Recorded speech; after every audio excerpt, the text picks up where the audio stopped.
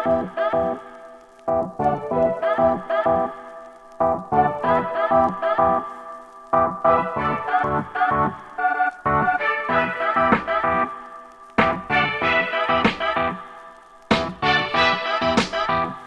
you guys. Welcome to the podcast. I really love myself with me, your host, Gianna Rackham. I am a relationship mentor and coach, and I've been coaching women for like I almost want to say 15, but I think it's 14 years. And on this podcast, you're going to hear all kinds of things around relationships, dating, long-term relationships, soulmate connections, energy, spirituality, intimacy, and feminine energy, and just like the intersection of psychology and like spirituality, woo-woo stuff, right? And yeah, and it's gonna be with me, your host. So and sometimes we're going to have guests and sometimes we're not. And today's one of those days where we don't. But I want to talk about something today that is going to be honestly, like it's kind of a download that I just feel like really, really needs to be shared. Because, for me personally, like I get a lot of inspiration like from my work around my life. And the reason why I even do like the coaching that I do, it's because like I just so deeply fundamentally believe in it. And it's just so fundamentally true that I'm just like, and for those of you that know anything about my story, right? Like I was raised in a household by a psychic medium, right? And so I was raised to be like very in touch with my intuition, my abilities, my sensitivities, and also, be really in touch with like my like inner connection to the divine. And some of you might be like, "What?" And some of you will be like, "Yeah, girl, like I'm with you. I'm with it. Let's go. Let's keep going." And because I feel like sometimes I just like teeter in and out of being like more like woo woo, and like sometimes I teeter into being more just like science, attachment styles, psychology, facts, statistics, right? And so you're gonna find a bit of all of that sprinkled in, as well as like my own experience. And I've coached thousands of women and helped thousands of women around their relationships and body image and self-love and healthy dating and relationship styles, and to get into the relationship of their dreams or to transform the relationship that they're already in. But as most people I think already have it figured out by now, right? Like that is about a true internal transformation, right? It's not about, for me personally, I don't find it sustainable to have people just learn how to talk to people the right way or come off a certain way. I believe that, you have to truly transform into the person that you want to be. I believe that that is the most fulfilling and satisfying relationships that you'll have is when you do that kind of work, right? And I'm not just talking about romantic, I'm also talking about, the people that you connect with in your professional life, your personal life, in short-term ways, long-term ways, but also like friendships. And like when you are truly your authentic self underneath, childhood trauma or, patriarchal conditioning, capitalist conditioning, right? And which is one of the reasons why I love entrepreneurship. And why I can't not be an entrepreneur because so much of society, it's not set up to be um, super aligned with I believe the way that like a lot of people like to function, and the highest way of functioning, especially as a woman, when you have your cycle. And like, I don't know, there's so much nuance to this. But um, today I we're gonna get into some good stuff, and I don't want to go too far down a different rabbit hole. But what I will say is that I really, really believe that when you do the work to fiercely and courageously learn and to unlearn the things that your parents told you you had to be, even though it meant to abandon yourself, or the survival patterns that you have been so deeply conditioned to live in when you were actually meant to thrive and like have a good life, right? And honor your desires and like follow your purpose and be loved deeply and love fully and freely without barriers, right? Without fear getting in the way, without self-sabotage getting in the way, without low self-esteem getting in the way, right? And when you allow yourself to do that, like that is where you feel so, so, so amazing. So amazing. Like it feels so good to have to just be in alignment with yourself. Like there's a reason why I have a tattoo I have two tattoos, and I might get more at some point, who knows? But um, one tattoo that I have on my foot says alignment.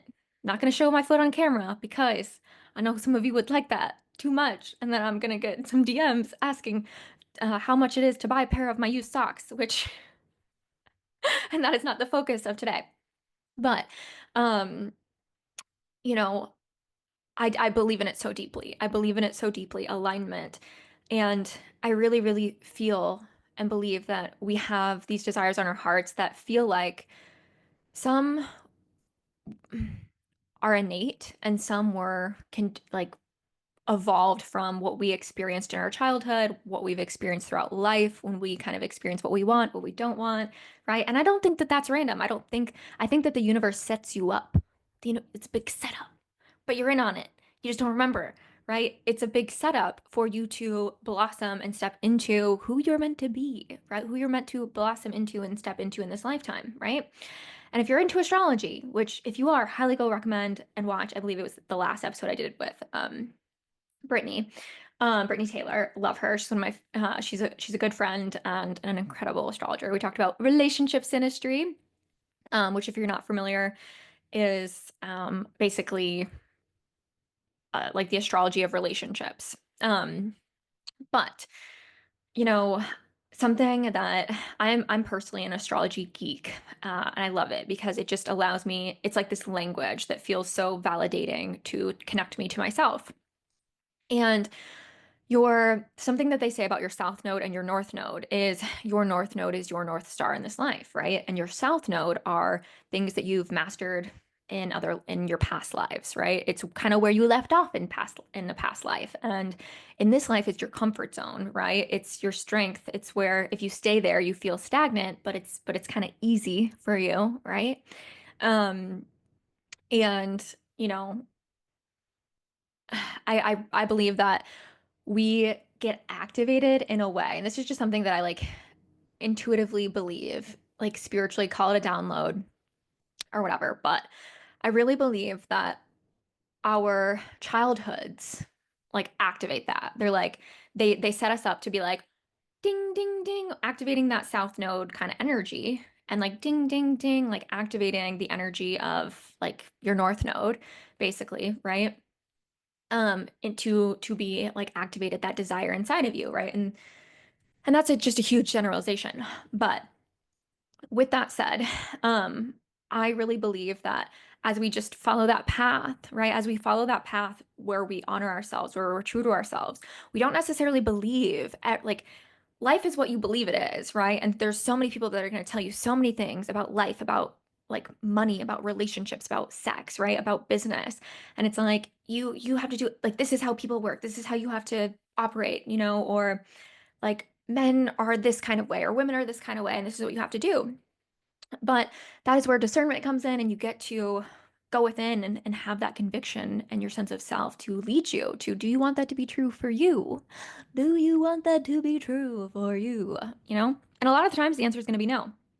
So with that said, for me in childhood, there was a lot of relationship stuff that I was like, no, it's going to be a no for me, dog, right? And I will never forget this memory of when I was 15 years old. And I feel so incredibly blessed to have been raised in a spiritually aware household. But also, my home was incredibly toxic growing up. There was physical abuse, there was psychological abuse, there was alcoholism, there was addiction, like gambling, pills, things like that. There was financial instability. There was unaddressed mental illness, right? So you can imagine how, if you're watching this on video, you can see my face. You can imagine how it's giving issues. It's giving I was set up to have issues, right? As a lot of people are. Um, and even in the homes though, where it's like, mom and dad loved me so much. I had a college fund you know, um, and I was really encouraged and pushed to do my best. And, my parents were a bit strict, but they loved me and, whatever. Like you still can have trauma, right? Like on a biological like level of, your certain needs not being met, right? Because as a child, right? As a child, when you are a young child, your attachment style is largely formed by like the age of like 3, I believe it is. And during that time, right, it's like you typically will develop either an insecure attachment style, which is, anxious or fearful avoidant, aka disorganized, or avoidant, aka dismissive avoidant, or secure, right? And everybody wants to be secure. And yes, you can change your attachment style. You're not doomed. You're not cursed. I promise. Pinky promise. Um, because, and I personally, I'm proof of that. Just to be honest, I'm gonna toot my own horn. I'm proof of that. Um, but and so are my clients. But with that said, it's like when you're a child and if your parents are just people that don't, maybe they seem to like have it together on paper, but they're very overstressed, they're very overextended. Their nervous system is very overextended. They don't know how to set boundaries. They don't know how to regulate their emotions. Maybe they have trauma from their childhood, from their adult life that they haven't processed, right? And so they have this relationship with their emotions that's not really healthy. And so when a person isn't doesn't have a healthy relationship with their own wants, their own needs, and their own emotions, they're not going to be very good at handling yours, right? And so someone can be so well-meaning and can love you so much, and yet you can still have needs that went unmet, right? Not necessarily physical needs, or maybe you had physical needs unmet as well. But emotional needs, psychological needs, right? Maybe your father, I used this example recently on a live stream. Maybe your father um talked about uh okay. So maybe your father, let's say, loved you so much. Like you always had a roof over your head, always had what you needed and wanted. But your father worked like 14-hour days. And so your father would come home and he would sit on the couch and he was so exhausted because his body was not meant to handle that much, but he had a lot of guilt, and he wanted to give you what he never had. And so as a child, you biologically crave connection. And this is a very healthy, normal thing, right? As a child, because your survival depends on your parents or caregivers. And so you're meant to attach, right? You're meant to have an attachment style and you develop an attachment style, right? Like there's a reason why, but like on a like biologically, there's all these things that we do as babies and as parents that are just so instinctual, right? There's literally, and this is true in animals, like animals in general, right? This is one of the reasons why they say like dairy can be addictive for people and be hard to like give up. I'm lactose intolerant, so but um because there's literally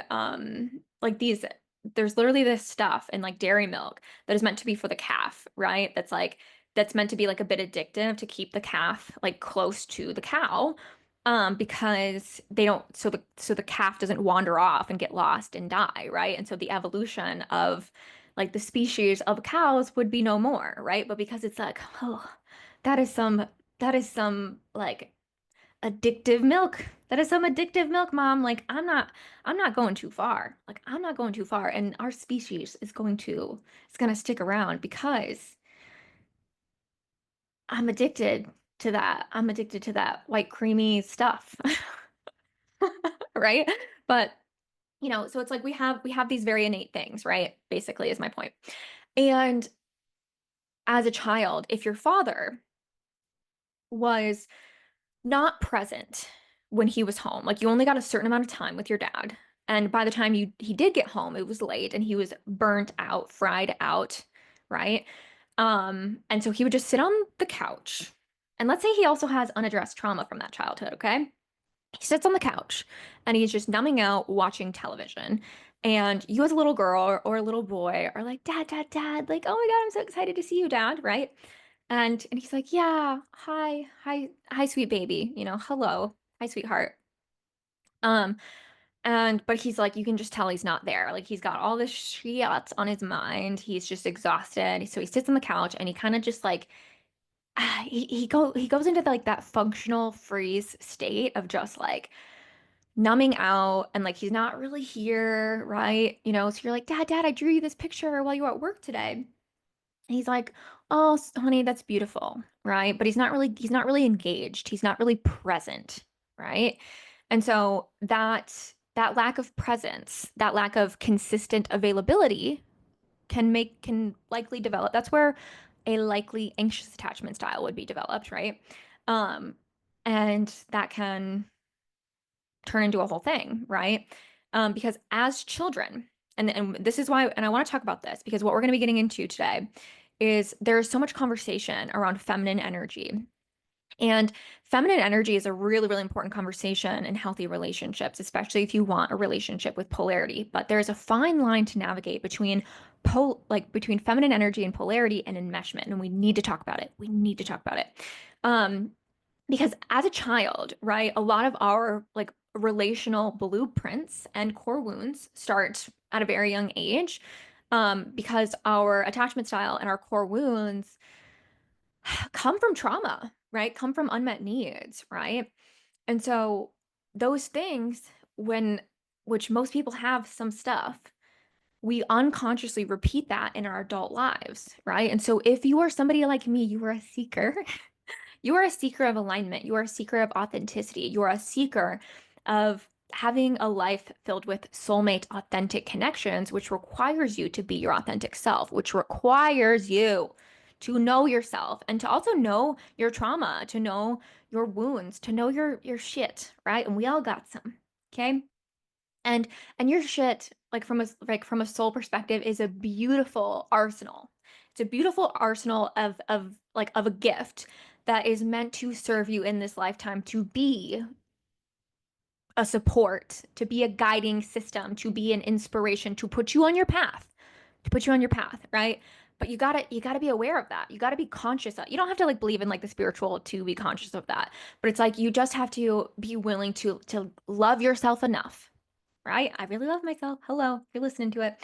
You have to love yourself enough to be true to yourself, right? And to be true to the fact that, hey, like there's some things that I'm playing out in my life. There's some things that I'm playing out in my relationships or in my partnership that isn't really working for me. It's not really healthy. It's not really fair to me. It's not really fair to my partner, to my significant other, right? And I want to do something about it. And so something that we talk a lot about when it comes to relationships and like having a really, really hot, like beautiful, healthy romantic relationship. And I have that personally in my life, and I'm very grateful for it. And there's a couple core ingredients in my experience, in my opinion, where like that creates it for most people. And there's obviously nuance because not everybody wants exactly the same thing, and not everybody is here to live life the exact same way. But for a lot of people that follow me and my work, this is going to probably resonate a lot. Um, so for me personally, I believe that the highest form of partnership, and there's going to be different like things that you're going to want at different times in your life, right? Like sometimes someone who has struggled with a lot of codependency and like helplessness and enmeshment, right? Which enmeshment we're going to be talking a lot about today. So we'll circle back to that if you don't know what that means. But those kinds of people will often go from that extreme, right? Where it's like they lose their sense of self, they feel dependent and needy and helpless in their relationship, and it's not sustainable, right? And they feel at the whim of their partner, they feel at the whim of the emotionally unavailable situationship. It's like in control of their sense of peace and happiness and sense of self-esteem, right? They will often go to the opposite extreme of, you know, hyper independence, right? Because it's almost as though you kind of feel like you need that. You kind of need to develop that in yourself. You kind of need to prove that to yourself, right? And so on one level with what I'm about to say, like internalize it and also know that you are on your own journey, on your own timeline. And one thing that I so believe is that, and I believe this is an Einstein quote, and I'm going to quote it before I tell you what I feel here. If a ju if a fish judges its intelligence by its ability to climb a tree, it will live its whole life believing that it is stupid, right? And so sometimes it's like we compare ourselves to, oh, that's what I have to be, or that's where I should be at. And it's like, there's no, there's no competition, there's no comparison, there's nowhere you're supposed to be other than like where you want to be and like what you feel called to have in this life. And that's so important to know that and to give yourself that permission and that compassion. But also, you don't want it to be a scapegoat either, to be like, I'm avoiding my work. I'm avoiding the things that are just keep blowing up in my face over and over again. But you know what? I'm on my own divine timeline. No, you're just giving yourself a big old cop out. Okay. So it's a fine line. And you just have to love yourself enough to be fucking honest, to be honest with yourself about where you're at and what is going to feel helpful and true for you at different times. Because I've been on both sides of that. And I tend to lean more into like self-compassion, but sometimes self-love isn't just self-compassion. Sometimes it's self-accountability. It's like I'm compassionate to myself and also I acknowledge where I need to be doing something differently here, where I can do better for myself and I want to and I deserve that. I'm ready to do that. And I'm ready to break this cycle, right? Of whatever it is. But with that said, a lot of the times, like in my opinion, like the highest form of relationship is union. It's union. And to me, union, it's like, again, it's the psychology mixed with the spirituality. It is the soulmate partnership, right? The person whose soul you have like your connection predates this lifetime. There's something about them to you. There's something about you to them. You have this connection. You feel understood. You feel seen. And like on both sides, you feel truly loved for who you are. And there's and it's like almost and it's like spiritual and psychic and all the things, but it's also interdependent, right? It's not enmeshed where you have lost your sense of self, right? You got into a relationship and you got so focused on them, so worried about them. You made them your identity, you made them your happiness, you made them your everything.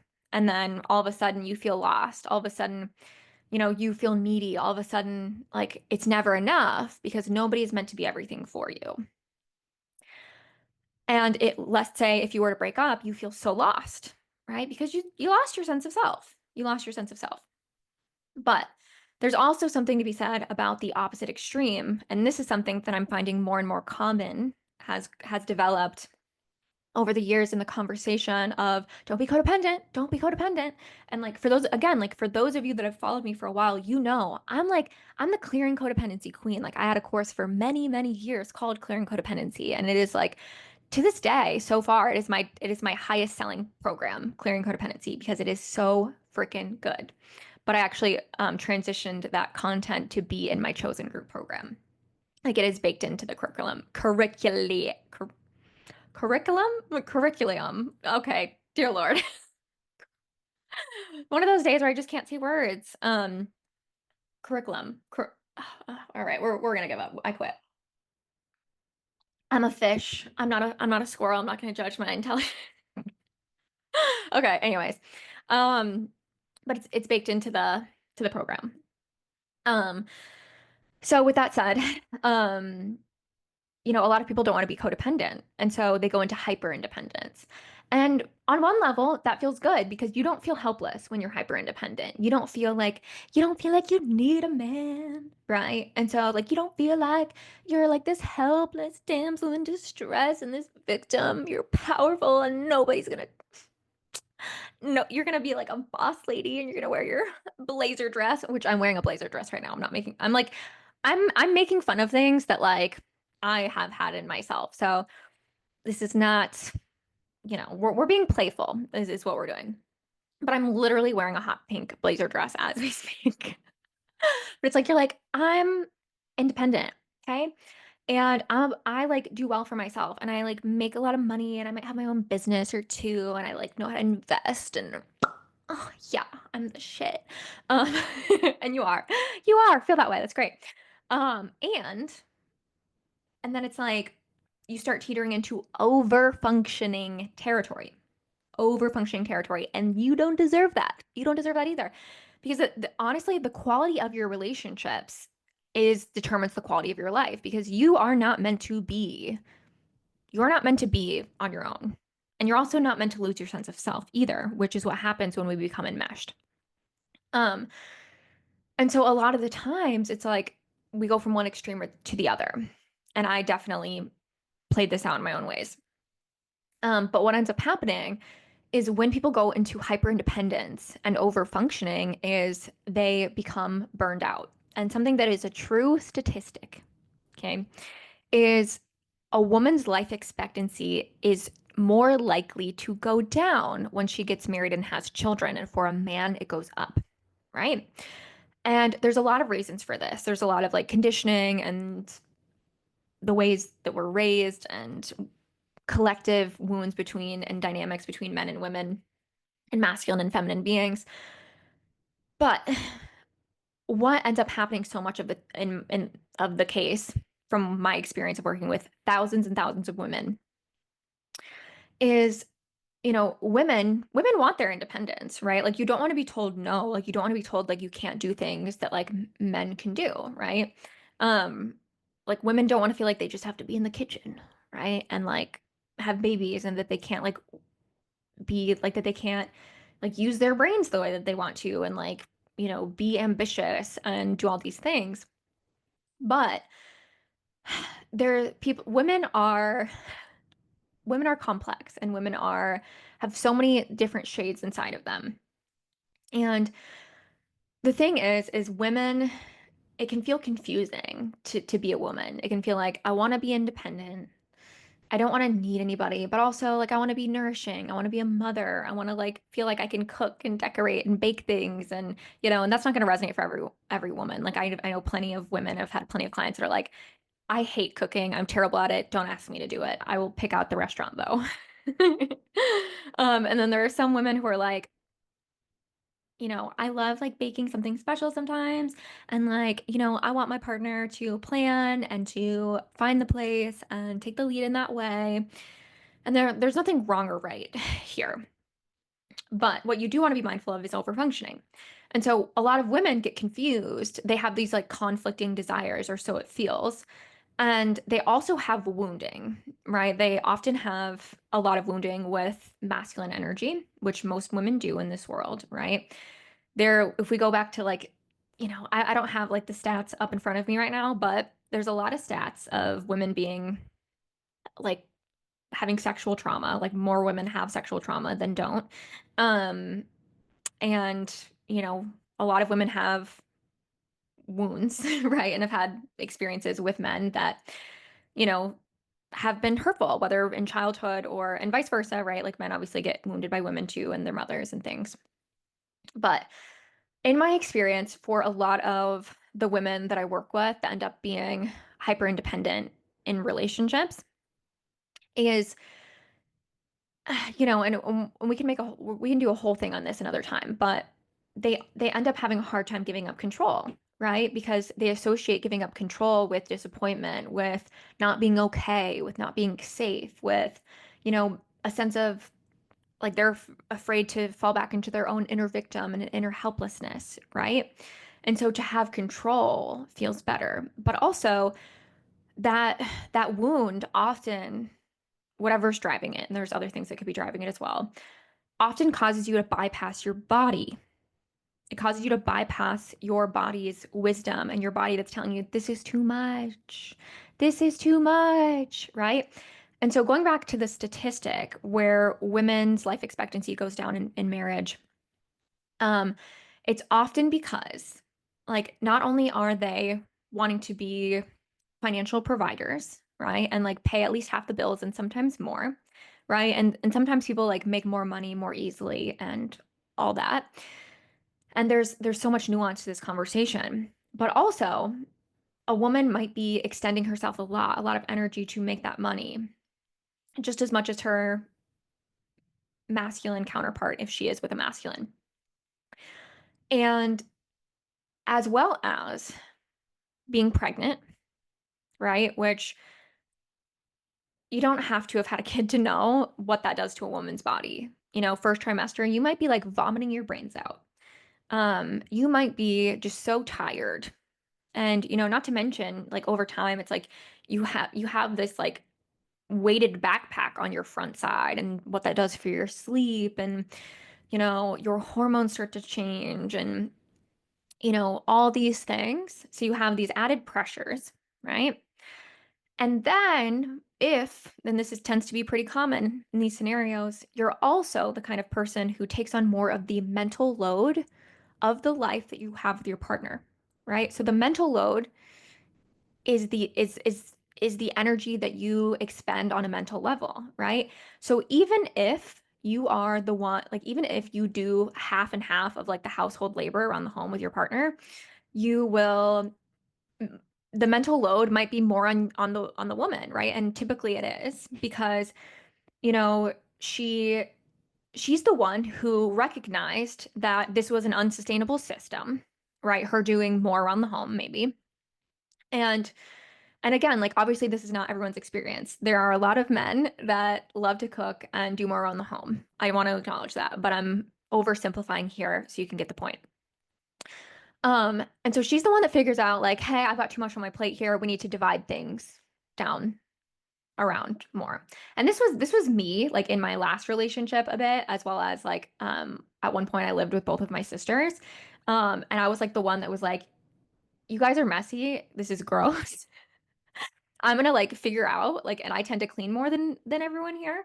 And I'm going to like divvy up the chores. And I gave myself the harder chores because I was like, you guys are just gonna complain and it's gonna be annoying. And like, so I'll just put more on my plate already. And then also put the mental load on my plate of figuring out that, hey, you guys need to do this. And then also I'll take on the mental load of when you don't do it, right? I have to remind you, right? And it's like, so it's like that takes energy. That takes energy. And you know what else takes energy? Side note, trauma, right? That heartbreak, right? That thing that you're replaying again and again in your head, that thing that you're worried about, that thing that you're obsessing about, that also takes a lot of energy, just saying. But there are ways like that it's like you can like safeguard and be thoughtful towards your energy, towards your mental and emotional energy. Your time and your energy is precious and it it is self-love to know that. It's self-love to treat yourself in such a way, okay? And so, you know, it's that is often the case, right? Like in a woman in a household with kids and with a partner. She's a breadwinner, she's a mother, she's the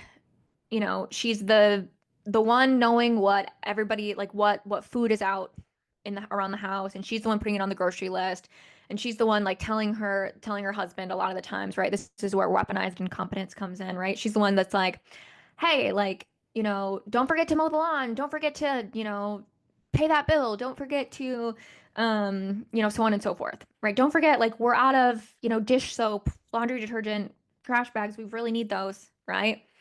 And and then he goes to the store and he forgets it and she has to go, right? And that's like maybe the worst case scenario. And again, like we love men are amazing, but I'm just saying what can be a dynamic that causes this. Okay.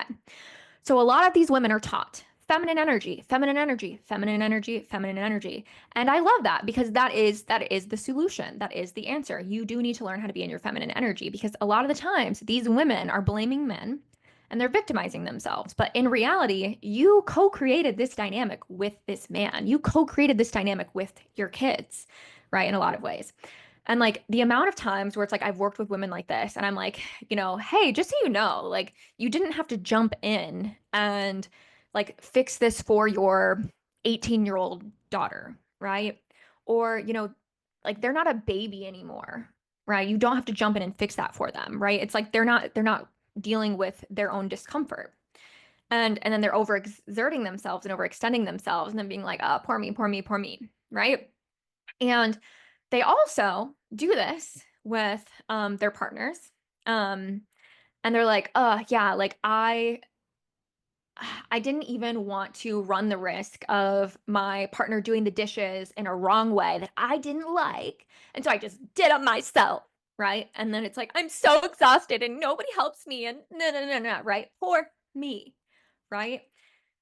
And I'm not making fun maybe I am a little, but I've had that inside of myself as well. So I like to play. We get to play. We get to be light about it, right? I like to play with this stuff. Even my own like inner stuff, like poor me, because it kind of like breaks the third wall or whatever, right? Where it's like, hey, like, have you ever just like done that in a conversation? Like, this is just like a side note, but I will never forget one time I was having this friend break up when I was a teenager, and we were like going back and forth. And it was very emotional, and then I just we came to the conclusion like our friendship wasn't gonna work, and I just like was silly out of nowhere, and I was like, are you breaking up with me? Like just like silly, and we were just started cracking up laughing. Like it's just such a gift, like when you can just either do that in certain relationships or do that with yourself, and so that's what we're doing. Okay, glad that you're with me because we talk about like heavy things and it can be triggering and people can get their feelings hurt and all the things and I am sensitive to that. And also you are a seeker and you love if you're here and you love to explore and go deep and own your shit and be able to like play around in it a little bit, right? Okay. So and if not, I recommend trying it out because it makes life a lot more pleasant. um but um with that said, feminine energy, right? And because a lot of the times it's like those dynamics are co-created, right? And like a lot of the times it's like you came into the energy, like you came into your long-term relationship where it's like you're years in and you don't trust your partner and you feel like they're incompetent and you feel like they seem like they don't know how to do the dishes and like, oh, like, will you just do them? And you're like, fine, I'll just do them. Or, you're just like, oh, like, I just wish my partner would do more of this, or I wish they would make more money, or I wish they would something resentment, right? And it's because like you're taking on too much. You need to learn how to regulate yourself. You need to learn how to lean back, all the things. And so there are women who don't even struggle with that. Some just really get right into the anxious, wounded, enmeshed feminine, right? But sometimes it's like when you go from the hyper independent, controlling feminine that's like in the masculine energy, right? Which there's nothing wrong with being in masculine energy if you want to be at times, right? But it should feel like your choice. It shouldn't feel like an unconscious trauma response where you're bypassing what your body actually wants to be doing, right? And that's where it becomes a problem and you get burnt out. And then, all of a sudden you have a heart attack 15 years, 20 years before you should have ever left this earth, right? Um, and like I'm just not here for that. I'm just not here for that. Like the solution isn't for women to like not be in connection and to just like throw men away, right? It's like no, like clean up your shit. Clean up your shit. And like learn how to have healthier relationships and learn how to have boundaries. Like you're not a victim, right? Like yes, we are victims sometimes, right? Believe me, I've seen it all. I've worked with women who have been victims to horrendous crimes. And I myself have been a victim to some pretty horrendous crimes as well in childhood as well. But um and in our adult lives, we have responsibility, right? We it's you got to take responsibility because it's like what again, just throwing in my random quotes, but I believe it's a Buddha quote that, anger is holding on to hot coals, but you're the only one that gets burned, right? At some point, you just have to accept that holding on to something that other people did to you and how men are, right? Like it's only hurting yourself at this point. It's not doing yourself any good, and you deserve better than that. Okay. So, with that said, sometimes women they don't go into that independent category at all, right? They don't even make it there. They just stay in the enmeshed. They stay in the helpless codependent feminine where she is needy. She has an anxious attachment style. She wants to get into a relationship really quickly. She ends up falling for a love bombing narcissist or someone who ends up being really controlling and she loses her sense of self, right? And sometimes the hyper independent when she's learning feminine energy, she comes up against that shadow in herself. And I want to talk about the nuance here because a lot of the times and like feminine energy is not a new conversation, especially if you are into personal development. You've heard it time and time and again. But I invite you when it comes to the conversation of feminine energy to have a high amount of discernment and self like experimentation in your own life to what feels right for you and what works for you. Okay? For me, in my relationship, it has felt amazing to be in a feminine energy. Because in my last relationship, like I got to that place where I'm like, ooh, I'm not the helpless feminine. I'm not the helpless feminine. I'm not codependent. I'm not in a toxic relationship. It's healthy, it's secure, it's good. Right? But then it's like, as you evolve beyond, it's like once your needs are met, you get to explore your desires, right? It's the Maslow hierarchy of needs, right? Like you have like certain needs that need to be met first that are biologically prioritized. And so if you're, in the middle of the icy tundra in Antarctica, I don't know how icy it is these days with climate change and global warming and all the things. I don't know. I'm not a climate expert, but I'm just kind of making a joke. I don't know. But um with that said, it's like when you're in the middle of like an icy tundra, right? And you're like trying to not freeze to death and you're trying to like have rescue teams find you, you're not thinking about, like I really am curious about the new um H&M or ASOS clothing line that will be released this upcoming springtime, right? Or what color? Like I kind of want to paint my office. What color should I paint my office? Should I do pink? Should I do blue? Like you don't think like that, right? Because it's like you're just trying to be okay. You're just trying to survive. You're in survival mode. And there's a lot of people functioning in survival mode psychologically, physically, emotionally, financially, etc., right? But for me, like I moved beyond a lot of trauma in my young adult life and I got like I it was like I got into that like place of safety and security and like in time as I grew um and my partner was older than me so I think that like just realistically plays a factor. I grew into myself a lot and I came to grow to learn that like hey like I want more, right? Like I don't want to just like I want someone who like inspires me, who challenges me, who's like in a masculine energy, like isn't just safe and secure, but like is also like can like handle shit, right? And like I could feel so deeply safe on a primal level to know that they could handle stuff and have my back. Um, and I didn't feel like I would have to handle things all the time, or like I would be the one that was planning things, or that I like trusted my ability more, right? And so in my relationship now, like I have that and I feel so deeply primal, like such a deep primal safety. And I may do a whole podcast on like what is required in order for a woman to feel deep primal safety with a partner because it is such a good feeling and every woman deserves it. And you have to be more than anything, like it part of it does have to do with the man, but so much of it is about the woman's ability to let it in, or let it in through the masculine. And so I want to be like I also want to like do my best to be acknowledging to like LGBTQ um people as well because some of my clients are like gay men and they're like I want to attract a masculine man and some of my clients are gay women and I myself am bisexual so um just take what resonates and like apply it to what feels true for you, okay? But um with that said, I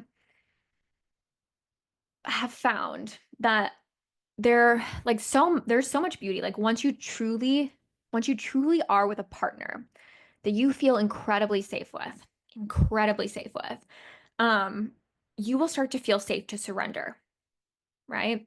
And we're not going to get it all into the misconceptions of like, oh no, like surrender is me giving away my power. Surrender is weakness. No, surrender is incredibly powerful and it is a gift. It is a gift, right? To give to another. And it's also a gift to give to yourself. Um, and because women are magic on legs. Feminine beings are magic on legs. Like I was literally thinking this the other day. I was just like walking around my apartment and I was just like singing some Ariana Grande. And excuse me, as I was putting dishes away, and I was just like la la la la la la, and I was like having this total Snow White moment, right? But like there's no birds around. But I felt very Snow White-esque. Like I'm just singing and I'm just like putting dishes away and like, I go around my partner and I like touch him and I rub him and I like just start like rubbing him a bit. Like, women are just like walking like energy and like creation, like life energy. Women are just inherently life-giving a lot of the times, right? When they're like in touch with their feminine and embodied in it. And with that said, it's like when a woman is in her feminine energy in a relationship, she feels really nourished. She feels supported and safe to be in that feminine energy. And, the masculine person or people in her life, like, receive so much from being in that, right? Like that love, that light, that warmth, that radiance, like inspires them. It sharpens their sword, so to speak, metaphorically speaking. Um, it gives them like direction and purpose and feeds that in them, right? And so, um, and again, we're just cliff noting this stuff here, but with that said, it's like when you truly like are in a union, right? And you're in a union where there's interdependency. You're not hyper independent, you're not over functioning, and you're not codependent and you're not helpless and you're not enmeshed. But what I have come to learn in truly feeling the energy of being in a union is like you don't lose your sense of self, but it's almost like what are those diagrams called? I forget off the top of my head, but it's like those two circles that overlap, right? Um, is it a Venn diagram? I don't know. Don't quote me, but um, that it's like you become this like greater being, but you still have a level of individuation. You have a level of individuality, right? And your own sense of purpose. And so what I find is that like when a woman is really in alignment and she gets into a relationship with a soulmate partner and it's union material, is she's in alignment with her path, right? She is embodying like her high value feminine self largely, and nobody's perfect, right? But and perfection is made up. But largely that's like where she's leading her life from in the driver's seat is her high value feminine energy, her self-worth, her healthy boundaries. She's not allowing anxious attachment to be like, "Oh, like I just need this man to pick me right now so I can feel better." And she's also not like having being so walled up and like dismissive towards men and like talking down to like men or masculine people and like just having these the wall of China around her heart, right? And being really ice queeny. And so a woman discerns. A woman discerns, like, because a lot of the times, like in polarity dating, a woman, like the masculine will want to claim her, right? Like the masculine will want to make it official, right? And we like, you want to be my girl or what? You want to go steady? Um, and she discerns from her own alignment, from her own intuition, if this masculine is the kind of partner that she says yes to. Because for me, like in my experience of soulmate masculine feminine unions, is she like there's going to be things that he embodies that will ultimately expand like what she wants for her own life, that will ultimately feed what she wants for her own life. There's not going to be this huge sacrifice of like who she feels like she's supposed to be in her life in order to have that relationship. Otherwise, it's not the right relationship for her. But let's say it feels like the correct relationship. There's no loss of something that matters to you in order to be in that relationship. And so you get into the relationship. And so you create this like connection and there's this trust and there's this safety and your masculine partner starts to like really starts to know you and your needs and like they're really good because you're a receptive feminine being and you know how to practice feminine communication and be open and surrender and receive, right? You start to get into this like next level of relationship being, which is so damn juicy. And I teach you how to embody this in my one and like have this experience and like facilitate it in your life in my one-on-one coaching and my group program chosen, by the way. Um, so reach out to me if you need to check those out. But um, and so it's like you start to have this like interdependent system where it's like you're no longer your own person. Like you're not just you anymore. Like you're this super mega being, right? But there's also there's interdependency, there's give and take, there's deep beautiful connection. But you also like and there's this other person that you're considering and feeling things for. Um and vice versa. And so but it's like because it is such an aligned match, like considering them and them considering you like actually ultimately elevates the union and ultimately elevates you both individually as well, right? Like that is why something that I see a lot is like when women are being hyper independent in relationships is they crave a lot of alone time. Because and you should like even in a union, you should have alone time and like it and enjoy it. But like she has a lot of alone time so much that it's almost like she's living her own separate life from her partner. Like there's no like there's not really a lot of overlap. Like her schedule is different. Like it's basically like they love each other, or maybe they like have sex and whatever, or maybe not. But like they're these like roommates, right? There are these solo agents with their own like schedules, and there's not like overlap and intersection a lot. But it's like and honestly, it's a shame. Like it's a shame because although like that alone time feels good because you're with yourself and you're not losing your sense of self, you're also missing out on like what it can be like to have a relationship in your life that truly adds to your life, that is life-giving, to be with a masculine or a feminine that truly elevates you, that makes your life better. Because in a union, like what you'll find is like you'll both probably start making more money. You'll start feeling healthier. You'll start feeling more relaxed, right? Like the masculine will get sharper, the woman will get softer, right? She'll get healthier and he'll get like more like even more on his shit and vice versa, right? And that is why, if you're not familiar, I'm gonna throw out this trendy word that's like I think has kind of died out a little bit, but it was definitely a word I heard a lot on TikTok, which RIP to TikTok apparently coming soon.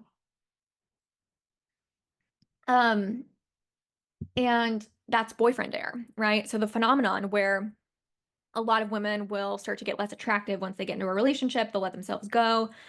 And obviously there's a lot of factors that go into this, but there's something to be said about how personally in my experience what I believe this to be is a woman, her boundaries, right? She gets enmeshed. And so like the things that she was doing to take care of herself, where she was going to those early Pilates classes and like hot yoga, and she was doing her journaling, right? All these things to make herself feel good, is she solely starts sourcing her happiness, her joy, her meaning, her purpose, her excitement, her fulfillment from her significant other, right? And it ends up being this codependent enmeshment versus interdependency, right? And so the thing is, and this is something that I find is when you're dating someone and you have that union potential, or you're in a union and it's like being built in the like maybe first year ish, like it is so important to establish the ability to express your needs and to honor what it is that you need. So that way it's like you can, like the relationship can kind of find its equilibrium, right? And so, for example, maybe like in my relationship, my partner is way more of a night owl than I am. And to me, like that's fine. And that's absolutely fine. But I I'm not really a night owl. Like I am to it sometimes, but it's like I don't really like to be because, for me, like I'm really about like just honoring my circadian rhythm. And um to me, like I just feel my best, like mentally and emotionally and physically, like when I am getting proper sleep, and also like my schedule, like with my clients, that that's a factor as well, right? But I like it that way. Like my body just feels better when I have more sunlight, right? A certain amount a day, and like when like I am overall like in touch with my circadian rhythm in a big way. But also I'm not like I'm not one of those like 5 a.m. club people. Like I also have like a rebellious entrepreneur spirit where it's like don't tell me what to do. Like don't tell me. I literally was in high school. I and granted, like I was going through a lot of like trauma and stuff, so I think that was probably a factor to be honest, but I could never get up in the morning, so much so that as an underclassman, so underclassman is freshman, junior in America, right? And then upperclassman, or was okay, so freshman, sophomore is underclassman, and then upperclassman was junior, senior. And so as an upperclassman, you could have a late start going to school because you didn't need to take as many classes because you probably had a lot of credits already to be able to graduate, and so you didn't need to have a full schedule. But that was not available to underclassmen, except me and my sister, because I would not get up. I just wouldn't. I just like I was rebellious. I was like I was smart. I like whatever. I was disciplined, but also at the same time, I was like, this just, it doesn't work for me. Like, I don't want to. Like, make me, and like, I'll just make up the homework and I'll do great at it, but like, make me. And so, and so literally, my school counselor like gave me and my sister like special permission to have a late start, and I graduated with my class just fine.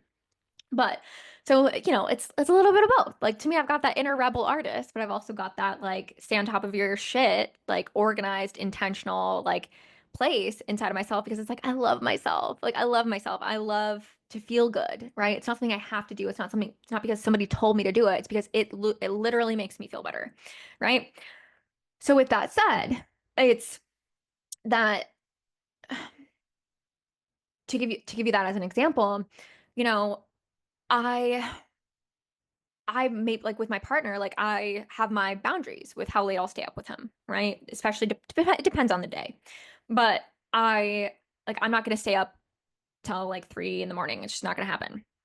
Um, and if I did that, I would feel like shit. Like if I kept doing that, like I would feel so bad and like my body would just get out of whack and like I would just probably start to just feel stressed and like I would just feel like it just wouldn't feel good. And there's something to be said about like not having a stick up your butt too, because sometimes it's like we have these rules, where it's like we can just be very like controlling, and that is like so much of our stress and like our mental and physical dis-ease comes from the way that we think and feel about certain things more than the actual thing itself, right? But there's pain and then there's suffering. Pain is what happens, and then suffering is how you respond to it, right? And so much of our misery is our own self-created suffering, right? So it's like if you have like some rule that it's like, oh, I can't sleep in this late, and but then you do, and then you just like make yourself feel like shit about yourself all day because you didn't go to the gym and like you slept in and you're like, I suck. I'm such a loser. Like, when am I going to get it together? Right. Like that's suffering. That's you creating your own suffering. And you didn't have to do that. Whereas if you had a different mentality and you didn't have that rule, you'd be like, oh, I slept great. And then you'd have a great day probably. Right. Or you'd be a little bit more adaptable and in flow. To me, I believe in a blend of both intention and flow, in life. Um, but with that said, it's like I also know myself and I know what I need. Right. And so for me, like I surrender a lot to my partner, right? In the sense that like we end up finding stuff that just like ends up working out really well for us that isn't necessarily what we both had planned for something. When we find that balance of intention and flow. And to me, like the things that my partner needs and wants are going to be like not exactly the same things of like what I need and want, right? And so if I were enmeshed and I just completely adapted myself to him and his life and his schedule and the things that work for him, I would be abandoning myself, right? And I would be abandoning the things that I would need, and it would end up catching up with me. It would catch up with my physical health, my mental health, my emotional health, my finances, my business, right? Um, and so when people have enmeshment, which oftentimes starts in childhood, and oftentimes, and I have the definition pulled up of enmeshment here, so I can show it to you guys, but I'm gonna read it to you. This is from an attachment website. A condition in which two or more people, typically family members, are involved in each other's activities and personal relationships to an excessive degree. So typically, when we struggle with enmeshment, right? If you're the kind of girl, it's like I'm so good, I'm so good, I'm so good. But once I start dating someone, once I get into a relationship, it's like everything goes to shit and I'm stressed and like I just start revolving my life around them. Enmeshment. And again, a lot of this starts in childhood, and likely where it came from is you either had a controlling parent who was breathing down your neck and didn't allow you to be your own version of your sense of yourself, right? And they had this vision for you. They treated you like a branch on their tree, like an extension of them versus your own being that they supported and nurtured. And so you didn't cultivate this sense of self or to know how to be in connection while having a sense of self, right? And so your parent probably projected a lot onto you. I see this a lot with my clients who were like doctors and lawyers. They're like, yeah, my mom put all this pressure on me to, be successful and to be like what she wanted me to be, um, because of her own struggles. And so it's like I didn't really have the room to figure out who I was, but I became the perfect daughter in her eyes, right? In a lot of ways. And so now in my relationships, I'm either like kicking my boyfriend out and telling him to get the hell away from me and like give me some space so I can breathe, or I'm losing myself, right? And I'm feeling guilty and I'm feeling whatever. Um, or it's like you feel so like attuned to your partner. And so when your partner's in a bad mood and freaking out, it's like you feel like you can't be okay, right? You're enmeshed. And so oftentimes that's where enmeshment comes from. It can also come from trauma. My own personal struggles with enmeshment came from trauma, where it's like if you had a parent or parents growing up that were physically or emotionally abusive, and this was like a dynamic I had with a parent. I'm not gonna whatever share too much here, but I don't know. I've shared so much of like my childhood stuff, and I will continue to because whatever, because I think it's important to have those examples. But also, like me and my parents are like, we have a good relationship at this point in time. But and so much has healed and changed over the years, and I'm grateful for it. But you know, in my childhood, there was a lot of physical abuse. And so and like stress and mental illness unchecked and addiction. And so something that was a really common feeling is walking on eggshells. And so my parents would be, I would have a parent that would be just really stressed. Um, and as a biological survival response, which is what our attachment styles and relationship strategies are, it's like they're strategies, they're biological survival strategies that we develop unconsciously. And so in order to have, as a child, you crave connection and consistency and to have your needs met, and you crave love and approval. Because if your parents love you and approve you, they're likely not going to throw you into a ditch and leave you to your own devices to die alone, right? And so, you know, when we don't have that connection and we don't have that consistency, when we experience trauma and abuse from our parents and our caregivers, that's where the messy attachment styles develop. But we unconsciously replay these out in our adult lives, right? And so because it's familiar. And so we will either project them into a completely healthy relationship with a healthy partner and create a wonky dynamic and sabotage a bit or a lot a bit, or we will end up choosing a partner who is the same as that parent, right? So for me, um, something that was again like very common was the feeling of walking on eggshells because my parent would get really stressed and they would start to freak out about like things not being clean around the home. And it would scare me because it would end like in either it would usually end in violence. Like I would get like dishes thrown at my head. Um, like I would be like punched or like things like choked, things like that. And so there was an actual like safety risk for me. Um, but also like yelling, that can feel really scary, right? To a child. And for me, like I learned that I need to be hyper like externally attuned. I need to be really aware of other people around me and what they're feeling. And I need to be like their feelings affect my feelings so much kind of thing, right? Which makes sense because technically it did. Technically it did. Technically, if my parents were not in a good place, that could mean I am physically harmed, right? And so that doesn't go away. That feeling doesn't go away in the body until you deal with it, until like, you deal with that trauma. And so how that can show up, and this is why like sometimes trauma work is a big part of the work that I do with my clients. Um, that's why it's like we can unconsciously start to enmesh ourselves. And so it's like when people are like surrender, surrender, surrender, a lot of women hate that because it's like they don't know how to do that without losing their sense of self. But the thing is, as a trauma survivor myself, it's possible. It's possible to have that interdependency where it's like you create such a dynamic because you're in touch with yourself and you know how to advocate for yourself and not in a way where you make your partner the villain or the bad guy, but you know how to express your feelings and your needs. And feminine communication is so big on this. And again, that is something I teach my clients as well. Um, where it's like you express what you need, you don't, and like what you feel over like trying to control something that you when you don't actually want to be in control, right? And so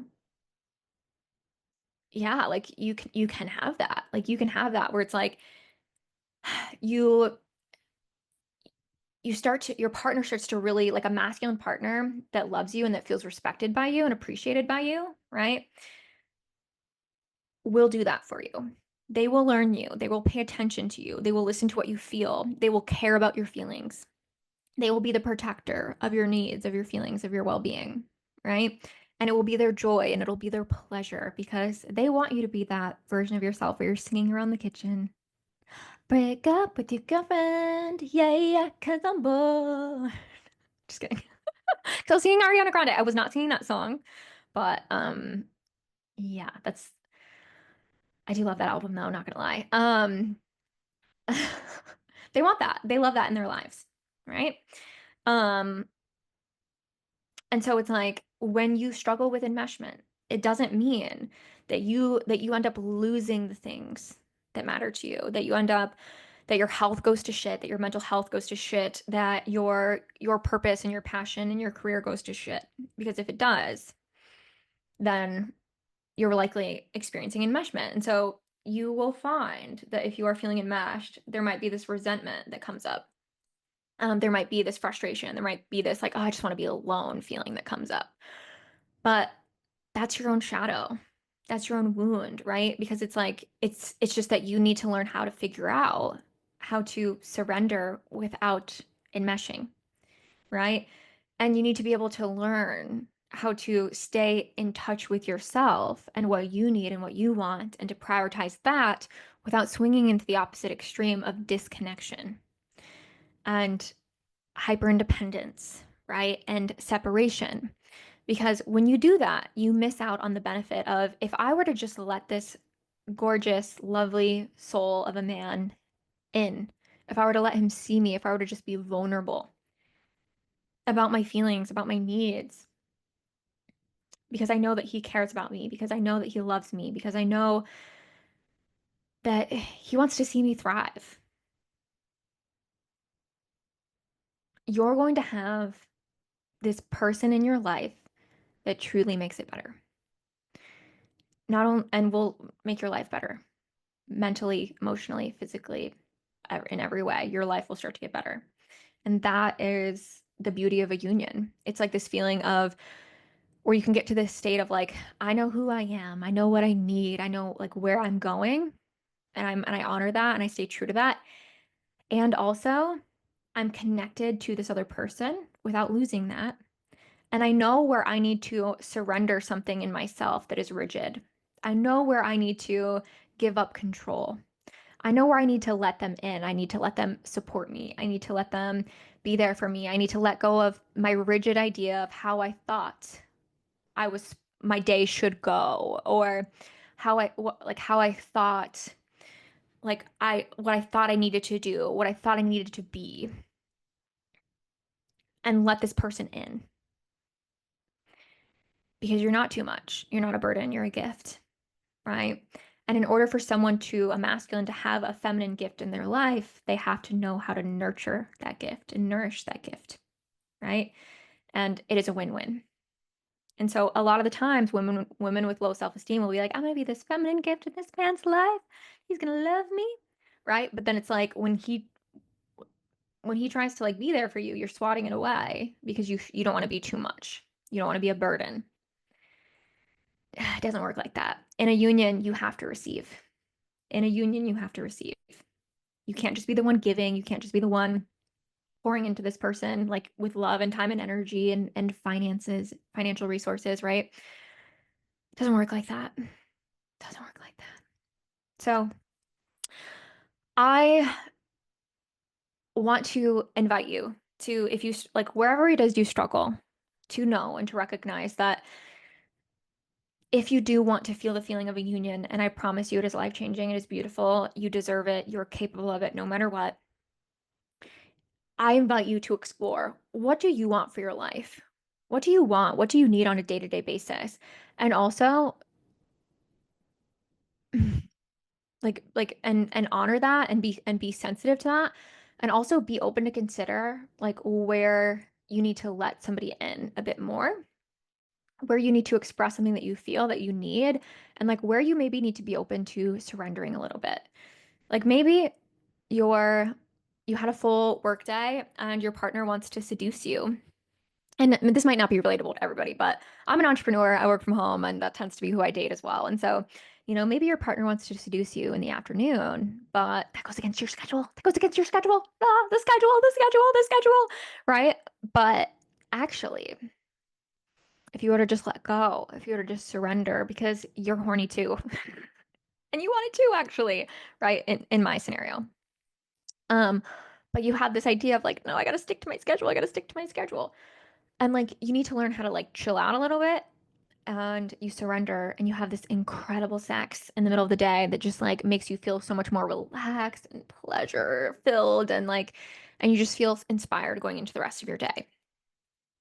And the thing is like in a union, like your masculine will start to like know you sometimes in ways like better than you know yourself in that moment, at least on a surface level, right? And they become this like this advocator for you, and they start to really, really know you. And so like sometimes it's like, oh no, like I shouldn't um, eat that junk food, and like in reality, it's like you've been eating like probably really strictly for a while, and to the point where you're maybe being like a little uptight, and your partner's like, come on, babe, like you've been doing so good, and it's actually ends up being really good for you like mentally and emotionally, and allows you to be more sustainable with like your healthy habits, to allow yourself to have something enjoyable. And so your partner actually just like made your life better, right?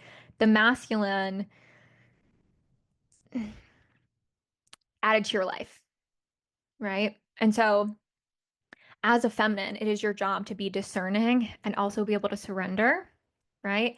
But this can be tricky because in my opinion, there are people who like either just don't know how to give up that control and surrender, or they're surrendering and giving up to control to people that aren't trustable, right? Like creating a trustable dynamic, like it requires attracting in the right kind of person who can create that with you, and also being able to facilitate that dynamic. And if you don't have that dynamic, being willing to like do the work to change that dynamic in your relationship. Okay. And there's a whole lot of stuff I could say on how to do that, and we will be getting into that in future stuff. But that is stuff I help my clients do in private coaching, and my group program Chosen. So we're gonna leave it at that today. It would mean the world to me if you listened or watched this episode today. If you could share your feedback and your thoughts, leave me a review. All that stuff really, really helps. Just like other people like see the podcast, and if you share it with a loved one that you think is gonna love it, that would also mean the world to me. Sharing is caring, and it also just allows me to just like receive the feedback of just how you guys are enjoying this content. If you're a hater, you can just go away. I mean, I guess it's all engagement. Um, but yeah, it would just mean the world to me. You can DM me, but especially if you just like leave a comment or leave a review, that would mean the absolute world to me. And if you want to stay connected and you listen to this episode and you're like, wow, like I would really, really love some support around these kinds of things. My private coaching is currently enrolling into a 3 month or a 6 month option, the Empowered Lover. I will leave the details either in probably in the description of where you can check out how you can apply to become a private client of mine. This is really, really deep, powerful work that I do with my private clients. It's about getting into the relationship that you really want through transforming the relationship with yourself, which yeah, like a lot of my clients, we end up doing like self-love work, trauma work, pleasure work, feminine energy work. And it ends up like positively affecting their mental health, their physical health, their finances, their career, their sense of purpose in this world, and their relationships. And like it's just so, so, so powerful. So if you're someone who believes in having soulmates and you just like want to crack into being that like most authentic, liberated version of yourself as a feminine or masculine being, that is probably for you. I will also be I have some other stuff coming soon. So if you're interested in just having support and one-on-one, like isn't in your wheelhouse, whether it's just not for you for whatever reason, feel free to reach out to me because I have some other stuff coming that may be a better fit in terms of just and some other offers. Okay. So I adore you guys very much. I'm sending you so much love, and I will see you on the next episode. Bye.